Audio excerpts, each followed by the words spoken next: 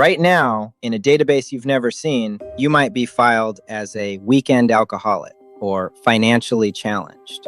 Those are real data broker categories. And the thing that helps write your file, the little loyalty card on your keychain. Yeah, the one that saves you 40 cents on eggs. So let's be clear about what that card actually is. It isn't a discount program. It's the most detailed surveillance tool most of us volunteer for every single week. By the end of this, you'll know exactly what it records, who buys it, what you are worth on the open market, and why the first real law written to stop all this quietly left the door wide open. Start with one number. More than 95% of transactions at one major grocery chain are tied to a loyalty account. That's not a coupon program. That's near total coverage. And what it captures goes way past this person likes oatmeal, your diet, your medications through the pharmacy counter, whether your household just got bigger or smaller, your income bracket, inferred from whether you reach for name brand or bulk, even a life event, the exact week your buying pattern shifts. The discount was never the product. You are the product. The discount is just the price of admission. And here's the part that matters. That data does not stay in the store. So where does it go?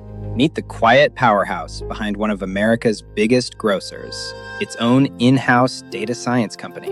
It holds first-party data on nearly 1 in 2 U.S. households, 62 million homes, over 2 billion transactions. Let that land for a second. Half the country, itemized. And the chain sells access to that intelligence to more than 50 other companies, data brokers, financial firms, tobacco companies, ad networks. So your cart isn't just ringing up at the register. It's being published to buyers you will never meet, in rooms you'll never sit in. Now, how much is all this actually worth? Here's the fact that reorders your whole mental model of a grocery store. That chain's data and advertising arm pulled in an estimated $527 million in a single year, and it's on track to hit $825 million by 2027. But the number that really matters is this one. That business makes up more than a third of the company's entire net income. Sit with that. A grocer running on razor-thin margins on actual food makes over a third of its profit selling you. The groceries are the loss leader now. The shopper is the product. And here's where it stops being about ads and starts being about your receipt. Federal regulators spent a year studying something called surveillance pricing. Companies using your data, purchase history, precise location, even how you move a mouse, to set an individual price for you that nobody else sees. One investigation estimated it could cost some shoppers around $1,200 more a year on groceries alone. Read that again. Same store, same shelf. The person standing next to you pays less because the algorithm decided you would pay more. And the loyalty card that knows everything about you, that's exactly what makes it possible. So somebody wrote a law.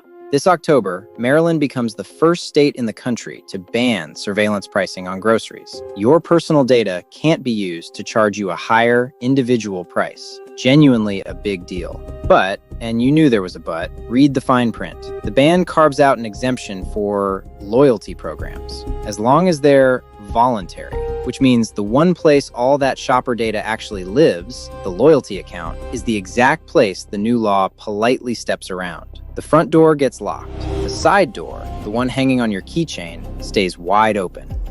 So what do you actually do with this? Not what you're thinking. Just cut up the card is the wrong answer, because the savings are real, and going without them is a tax a lot of people simply can't afford. That's what makes the trap so good. But you are not powerless. Use a separate email, even a separate identity for rewards, so your file doesn't follow you everywhere you go. Dig into the privacy toggles most chains bury but are legally required to offer. Know that data broker opt-outs exist, even when they're a pain. And when a law like Maryland's shows up in your state, ask the only question that matters. Does it close the loyalty loophole or leave it open? Here's what this whole story really comes down to. The problem was never that a company knows things about you. It's that it pretends it doesn't. And that line, honesty about the data, is exactly what we care about at Recipy. We use AI too. The difference is it's grounded in real, tested recipes. And when a recipe is AI generated, we label it as AI. No fake author, no pretending it came from a kitchen it didn't, because other apps just run on your phone. Recipy runs your kitchen, and it does it in the open.